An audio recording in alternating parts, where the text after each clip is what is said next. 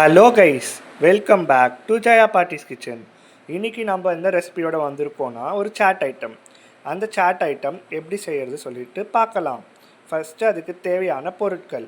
நாங்கள் இன்றைக்கி ஒரு கைப்பிடி அளவு கொத்தமல்லி, ஒரு கைப்பிடி புதினா, அப்புறம் ஒரு கேரட், அதுக்கப்புறம் கொஞ்சோண்டு புளி, ஒரு சின்ன சைஸ் இஞ்சி, 2 பச்சை மிளகா, ஒரு 10லேருந்து 12 மிளகு, அப்புறம் கொஞ்சம் வெல்லம் எடுத்திருக்கோம். இதை வச்சு நம்ம ஃபஸ்ட்டு ஒரு பேஸ்ட் மாதிரி அரைச்சி வாட்டரில் மிக்ஸ் பண்ணி தனியாக வச்சுக்கணும். கேரட் எதுக்கு பார்த்தீங்கன்னா தனியாக மேலே தூவறதுக்கு. இப்போது அது இல்லாமல் தனியாக ஒரு போண்டா மாதிரி பண்ண போகிறோம். அதுக்கு ஃபஸ்ட்டு ஒரு கப் மெஷரிங் கப்பில் கடலை மாவு எடுத்து வச்சுருக்கோம். அதோட தேவையான அளவு உப்பு, மஞ்சத்தூள், தண்ணி போட்டு மிக்ஸ் பண்ணி போண்டா மாதிரி போட்டு வச்சுக்க போகிறோம். இதுக்கப்புறம் எப்படி வருது சொல்லிட்டு பார்க்கலாம். பார்த்தீங்கன்னா நான் அந்த கொத்தமல்லி, புதினா, பச்சை மிளகா அதெல்லாம் ஒரு நல்ல பேஸ்ட்டாக அரைச்சிட்டு கூடவே கொஞ்சம் உப்பு போட்டு அரைச்சிட்டு இந்த பாத்திரத்தில் போட்டு வச்சுருக்கேன். அதுக்கப்புறமா இதில் ஒரு கிளாஸ் அளவு தண்ணி ஊற்றி அது இந்த மாதிரி இருக்குது.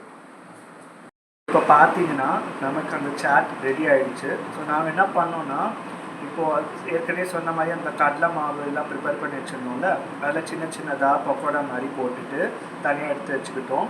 அப்புறம் அந்த கொத்தமல்லி, புதினாலாம் போட்டு ஒரு தண்ணி போட்டு ஒரு மிக்ஸ் ரெடி பண்ணி வச்சுருந்தோம்ல, அது தனியாக ரெடியாக எடுத்து வச்சுக்கிட்டோம்.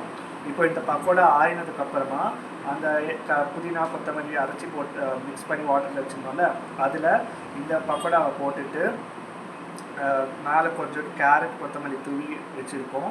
இது ஊற ஊற டேஸ்ட் நல்லா இருக்கும். அண்ட் நாங்கள் ஆனியன், வெங்காயமும் பூந்தியும் போடலை. உங்களுக்கு வேணும்னா வெங்காயமும் காரா பூந்தி போட்டு சாப்பிட்டிங்கன்னா இன்னும் டேஸ்ட்டு சூப்பராக இருக்கும். உங்களுக்கு இந்த ரெசிபி பிடிச்சிருந்ததுன்னா நீங்கள் மறக்காமல் ட்ரை பண்ணுங்கள். அண்ட் எங்களோட சேனலுக்கு ஒரு சப்ஸ்கிரைப் பண்ணுங்கள், லைக் பண்ணுங்கள், கமெண்ட் பண்ணுங்கள்.